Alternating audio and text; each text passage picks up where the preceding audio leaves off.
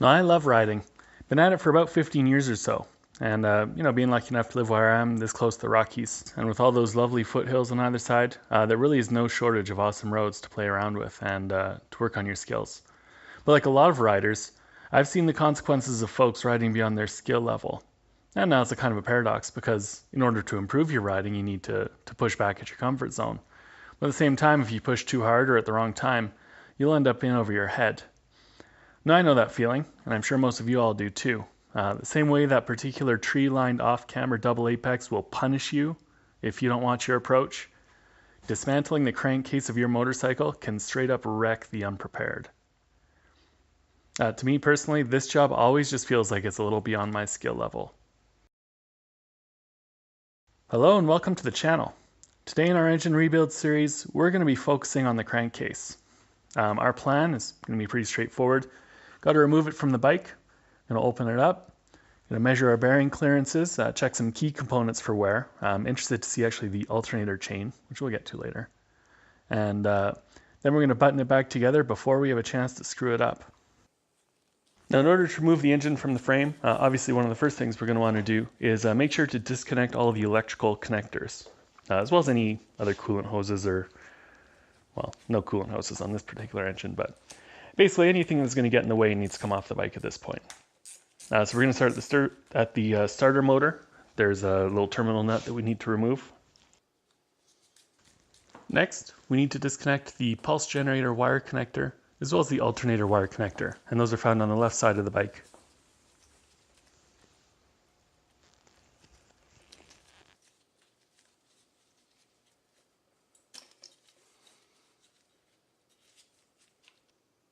And likewise, we need to remove the oil pressure sensor as well as the neutral switch sensor. Ensure that all attached wires are tucked away so that they don't get ripped out when we drop the motor.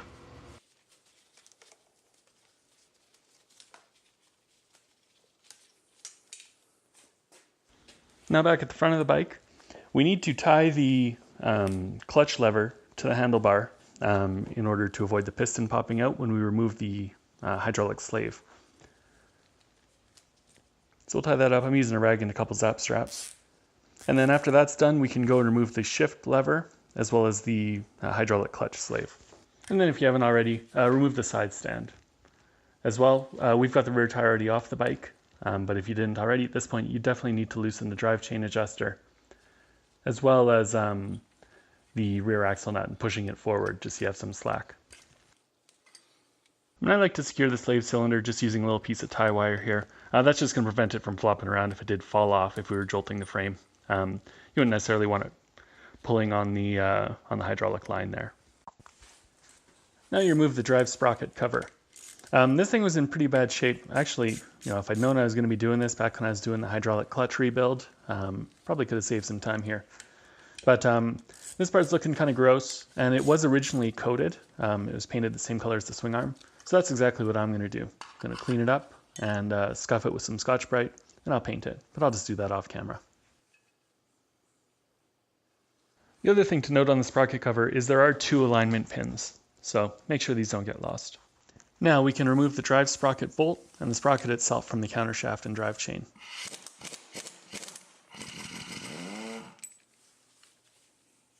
And again, I'm going to be cleaning this area up a little bit. Now, we'll ensure that the oil cooler lines are disconnected and out of the way. I wound up removing the oil cooler assembly so I could clean it.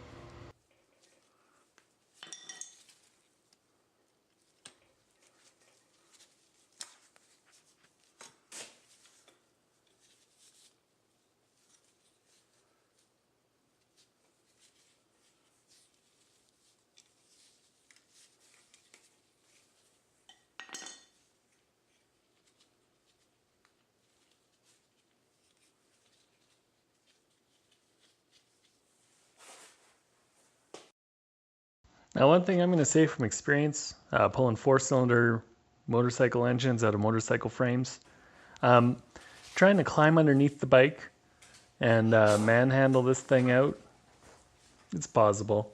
It's I've done it before. 600cc engines, they're not too bad. This one here, I think she weighs about 200 pounds. That's going to be less than that since we removed so many parts off it already. But at any rate, if you're in an advanced stage like myself, you're not gonna really want to be climbing around on the ground, on your knees trying to pull this thing out. The real smart thing to do is to actually tie up the bike frame, put that on an engine hoist, remove the motor mounts, secure the engine so that it's laying flat on your work surface or your work table. In this case, we've got a motorcycle jack. And then, like the clever person you are, just pull that bike frame right up off the top. You lift that thing up, and then you got all the room you could ever need. You don't need to call a buddy over for some back-breaking work, and don't have to break your own back at all. I mean, there's a bit of a trick to it. You got to make sure, for example, that your engine hoist is more or less balanced. If you've got the engine hoist, way at the front end of the bike or way at the back end of the bike, you're not going to be able to lift it properly because it's just going to want to tip over on you. So try to aim for the center mass of the frame. And the other thing is just to make sure that nothing binds up as you're lifting it off. But I can guarantee you this is going to be less effort than trying to move this thing by hand. And yeah, I am all about conservation of effort.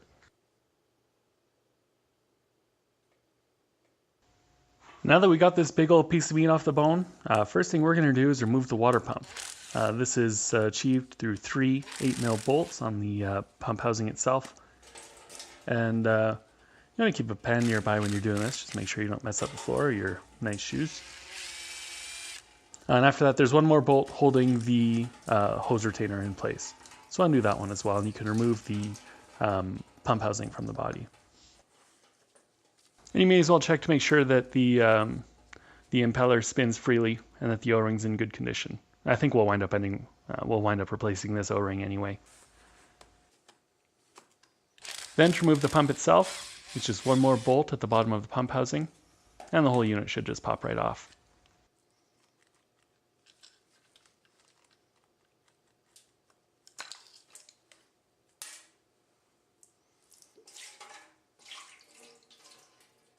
Here's what she looks like once she's been cleaned up. Next, we can remove the pulse generator. This is achieved by first removing the cover with 5 bolts, one of which has a retainer on it.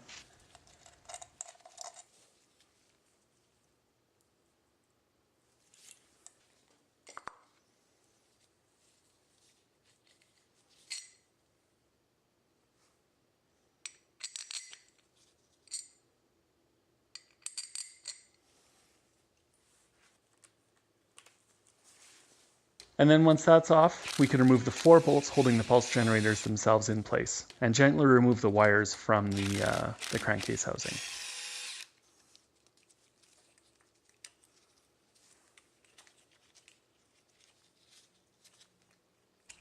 Now I think it would be possible to put this in backwards, and I imagine bad things would happen if you did.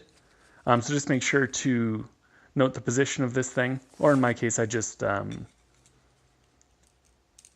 tried to keep it as complete as possible, while noting that one side was forward and one side was rear. Now we can remove the starter itself. First, remove the 2 base bolts, and next, remove the long, thin bolts that hold the starter itself in place.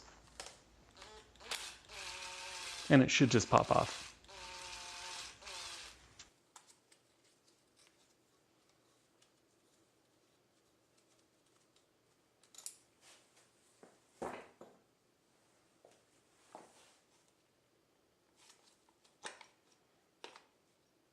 There is a retainer at the end of the starter shaft, and this would need to, when it's time for reassembly, you need to make sure to put this back in the correct orientation. Note there is a seal in there, and it would be good practice to replace that while we've got her apart. Now we can remove the gasket, as well as the chain guide.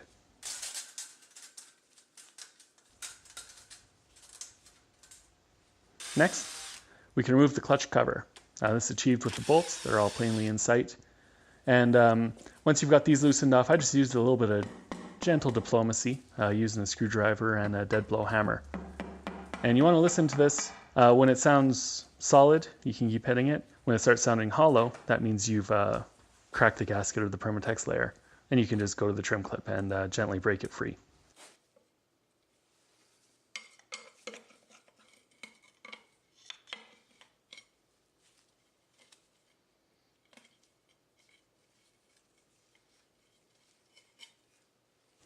Now we can remove the oil pan. As you'd expect, there's a whole bunch of bolts going along the outside of the oil pan itself. So you just need to remove these bolts and then pry it free. Again, we just, a little bit of gentle diplomacy here. And didn't put up much of a fight at all. Now the other kind of annoying thing about this oil pan is it actually is gasketed. If you're used to cars, these things are generally held on with a thick bead of Permatex. But this actually does have a gasket, and it's quite a large gasket, and it's actually been discontinued. So if you don't have a full engine kit, I actually just ordered a top end kit for this thing. So I'm gonna have to figure out a solution for that, but I'll worry about that later. I got a big parts order to generate anyway. And this is another valuable piece of information, taking a look inside the sump. If you got the engine apart, you do want to check for metal flakes or, parts of your engine that have since come free and joined the oil. They tend to be kind of metal chips, and that tends to be an indication of bearing wear. This looks pretty clean, so we didn't have any major concerns there. But we did find some chunks of Permatex in there, which we'll see more of later. Make sure when you're dealing with the lubrication system to not lose any of the O-rings. Can be a big problem if you were to, say, reassemble this without the O-rings in place. Now the first of the oil pipes comes out via 2 bolts, and the other ones just pull straight out.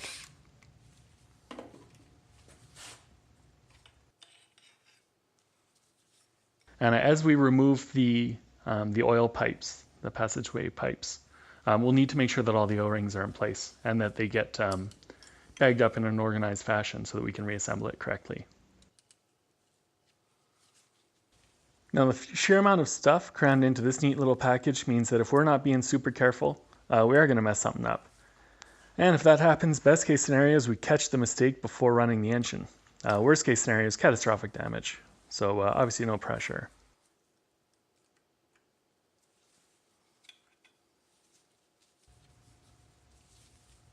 We can also pull out the strainer intake for the oil pump. And once again, looked at the strainer. I mean, it's good habit to make sure you check the strainer again for debris and that sort of thing. The strainer itself was free, so oil was getting through it. But the housing around the strainer was actually chock full of big old chunks of Permatex gasket. So again, this is kind of one of the basics. As you're assembling an engine, you need to make sure that that these chunks of liquid gasket essentially don't end up in your oil system. And unfortunately, it doesn't appear that these things made it far enough to cause any damage. But all the same, it's something you need to pay attention to as we eventually get into the assembly phase. Now we can remove the pressure relief valve. This just pops straight out. It's a good idea to, at the very least, check the operation of the pressure relief valve by pushing on the interior piston. Just some bonus points there.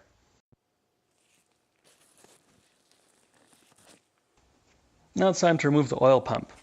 First thing we'll need to do is remove the sprocket. And I just kind of jammed a ratchet handle in here to keep it from turning as I was loosening it off, because it is on there pretty good.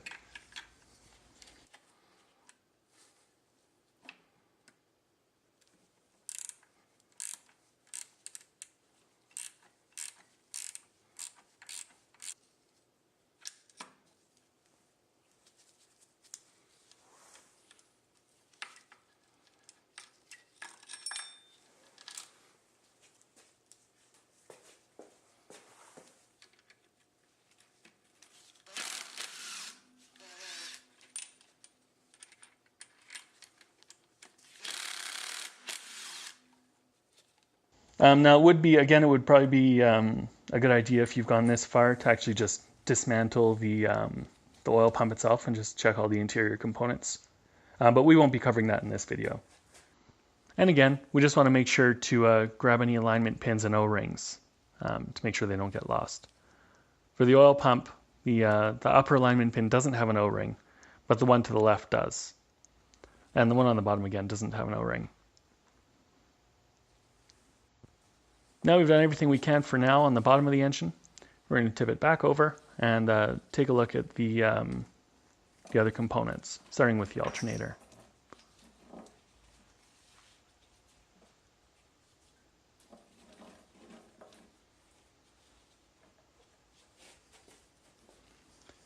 Now we can't remove the alternator at this time. As I say, you have to have the crankcase apart to do it. But what we do have to remove is the alternator shaft nut, which is located, there's a small cover on top of the engine, kind of nondescript looking. But you remove the bolt and the copper sealing washer.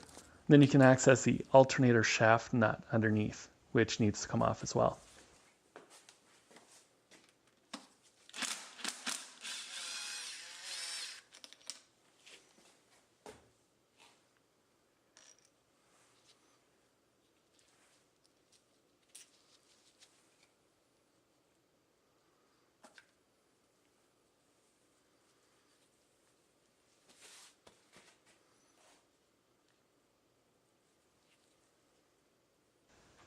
And this one, yeah, this was honestly kind of annoying because you try to loosen the nut and the crankshaft would spin. So you kind of have to hold the crankshaft with one hand. Having access to the generator cover, you can kind of get your hands on it.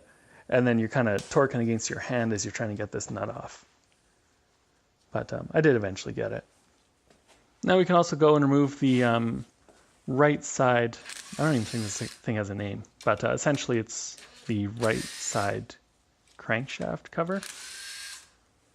I don't know. As I say, I'm not sure if there's really much use to it anyway.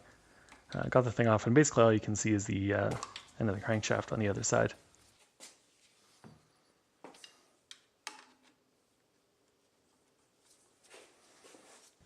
Now, with basically everything taken off that we can take off, it's time to get serious and to open up the crankcase. So, first thing we need to do is access 3 bolts on the top of the crankcase. Remove these bolts. Again, it's a good idea for the larger bolts to remove them a quarter turn at a time until they're kind of slack, and then run them up at that point. I don't know, you're going to see me, I'm a little keen on removing things incrementally. I'm not sure if it makes much of a difference because this whole thing is permatex together pretty good in this case, but anyway, it's good practice. And also do note, the 2 larger bolts do have copper sealing washers with them, so make sure these don't get lost. The bolt going to the forward and left of the engine is longer, while the bolt on the, needs to be about the center rear, is shorter. And the smaller bolt on the left rear of the engine can come out afterwards. That one does not have a sealing washer with it. And while we've got it, I forgot to do this, I wound up doing this later, but this would be a perfect time to remove the gear shift linkage cover. Which is just on the left side of the engine, left rear side of the engine, because that also has to come off for us to split the cases. Now we can tip the crankcase back up on its back, and we're going to do the majority of the rest of our unbolting operations here. Now before we get to unbolting, I'd like to take a minute or two to familiarize ourselves with what we expect to see when we get into it. The major components are obviously going to be the crankshaft, con rods, transmission, clutch, oil pump, alternator, and starter.